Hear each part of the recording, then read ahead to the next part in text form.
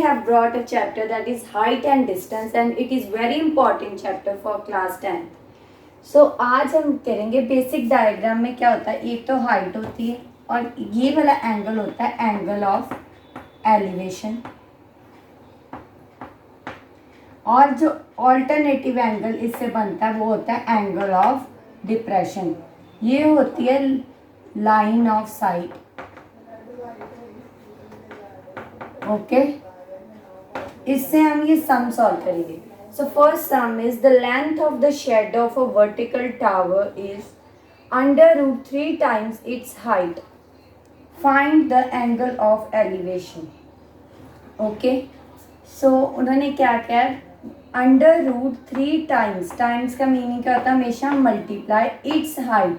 हमें तो हाइट पता ही नहीं, सो सोल्यूशन में क्या करेंगे, लेट हाइट को मैं h से डोनेट कर रही हूँ equal to x. So length क्या हो जाएगी, √3 टाइम था मतलब मल्टीप्लाई किया √3x. जब भी हाइट हम कुछ भी करते हैं तो उसको मीटर के साथ डोनेट करते हैं, ठीक है. So that is metres. So यहाँ पे हम डायग्राम में अगर इसे डालें तो ये चीज़ क्या हो जाएगी, हाइट हमेशा अपवर्ड जाती है, ये है x centimetre metre sorry, and length is √3x metres. Find the angle of elevation. Angle of elevation कौन सा, ये हमें फाइंड करना है, question mark. So how we can find, so that is angle of elevation, then we know that tan is equal to, tan का formula आपको पता है, हाइट अपॉन AB. फॉर्मूला क्या होता है, AB अपॉन CB. ये फॉर्मूला क्या है, AB क्या है, हाइट क्या है x मीटर, अपॉन क्या है CB क्या है, दैट इज √3x. जिसके साथ x के साथ कुछ नहीं लगा, मतलब इसके साथ क्या है 1, ठीक है. x की कटिंग हो गई, ऊपर क्या रह गया, यहाँ पे मीटर था, मीटर की भी कटिंग हो गई, ऊपर क्या रह गया, दैट इज 1/√3. अब हमें पता है tan कि 1/√3 वैल्यू क्या होती है, that is tan 30.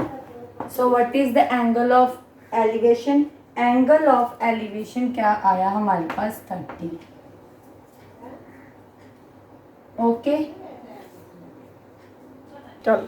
so next sum is the angle of elevation of top of the tower at the distance of 120 meters. उन्होंने कहा है ये टावर है, ठीक है, ये टावर खड़ा है, यहाँ से एंगल ऑफ एलिवेशन कितने डिस्टेंस पे है, 120 मीटर्स के डिस्टेंस पे है.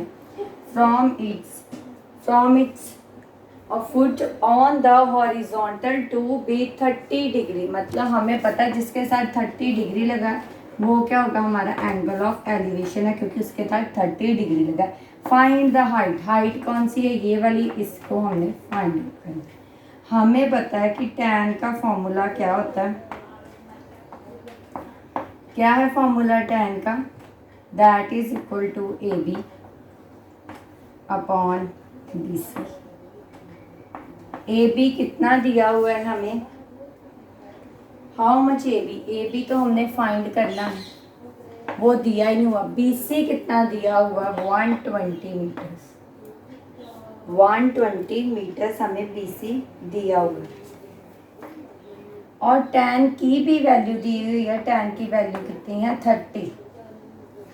30 वैल्यू है tan की. सो हमें पता है कि tan की वैल्यू 30 है, तो इसका क्या आएगा, 1/√3. अगर हम यहाँ पे इसे सॉल्व करते हैं तो हमारे पास क्या आएगा, हमारे पास आएगा 1/20 मल्टीप्लाई बाय 1/√3. 1/√3। इसे हम सॉल्व करेंगे और हमारे पास आंसर आएगा 69.28 मीटर्स।